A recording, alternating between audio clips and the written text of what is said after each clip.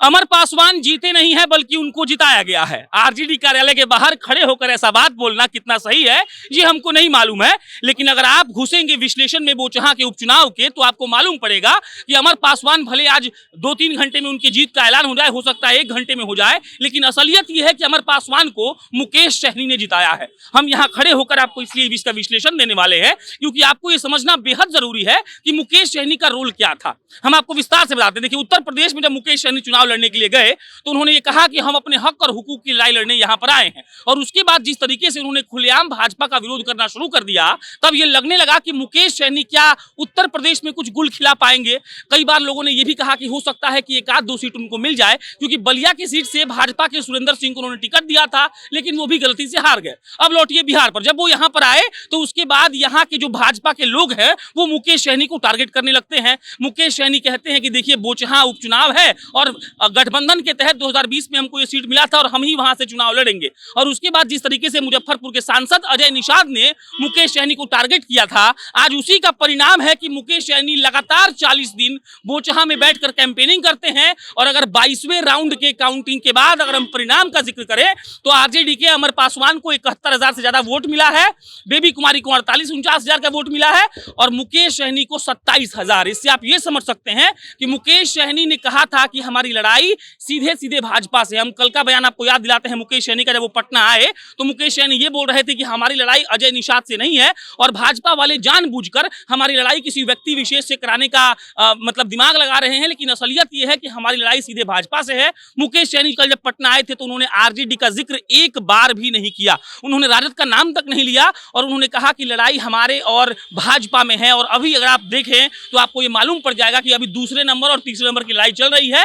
कभी मुकेश सहनी थोड़ा बहुत आगे बढ़त बना रहे हैं, हालांकि भाजपा से आगे वो एक बार भी नहीं गए हैं, और भाजपा अपने इस प्रयास में है कि कैसे भी सम्मानजनक वोट लाए। हालांकि ये लगभग तय माना जा रहा है कि वहां से आरजेडी के अमर पासवान जीत कर आएंगे और बोचहां से अमर पासवान का जितना बिहार की राजनीति का दशा और दिशा किस हिसाब से तय कर रहा है ये हमें समझना चाहिए। आप समझिए कि देखिए, बोचहां में अगर आरजेडी आज जीत जाती है, बड़े मार्जिन से जीतती है, तो कहीं ना कहीं वहां के लोगों में ये संदेश जाएगा कि अब लोग शिफ्ट हो रहे हैं। जिस युवा सरकार की बात तेजस्वी यादव करते रहे हैं, अगर आज वहां से उनका प्रत्याशी जीतता है तो कहीं ना कहीं लोगों के मन में ये मैसेज जाएगा कि हो सकता है कि तेजस्वी यादव बिहार को ठीक तरीके से आगे लेकर जा सकते हैं। यहाँ पर यह हमें नहीं भूलना चाहिए कि बोचहां उपचुनाव से पहले Tejashwi Yadav A to Z party का बार बार नाम ले रहे थे।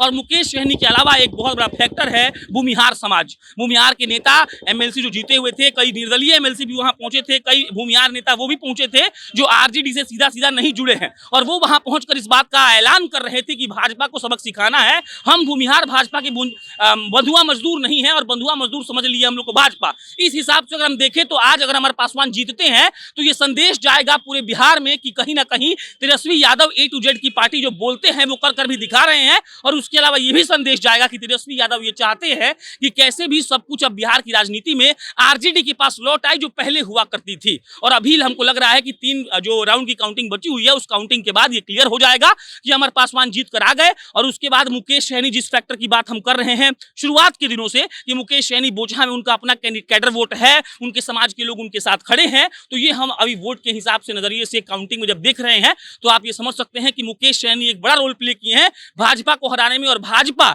जो अपने मंत्रियों की फौज खड़ी कर चुकी थी, भाजपा के साथ कई बार ऐसा हुआ कि स्थानीय लोगों ने वहां के मंत्रियों को खदेड़ कर भगा भी दिया, वो भाजपा आज दूसरे और तीसरे नंबर पर इधर उधर कर रही है। और अगर भाजपा तीसरे पर चली जाती है तो इसका दुष्परिणाम ये होगा कि वाकई में जो नेता ये चिल्ला रहे थे भूमिहार समाज के, यानी समाज के कि भाजपा को अकल ठिकाने लगा देंगे, वो शायद सच साबित हो जाएगा और भाजपा 2024 और 25 के लिए हल्का अपना कॉन्फिडेंस भी लूज करेगी और हल्का बैकफुट पर भी जाएगी। इसीलिए हम कह रहे हैं, क्योंकि देखिए तेजस्वी यादव लगातार इस बात का गुणगान कर रहे थे, चिल्ला रहे थे कि हम ये साबित करके दिखाएंगे कि कैसे भी हमारे लोग और हमारे नेता A to Z की पार्टी वाले हैं, हम हर समाज हर वर्ग का साथ लेकर चलना चाहते हैं। और अमर पासवान की जीत कहीं ना कहीं इस स्टेटमेंट को बल देगा।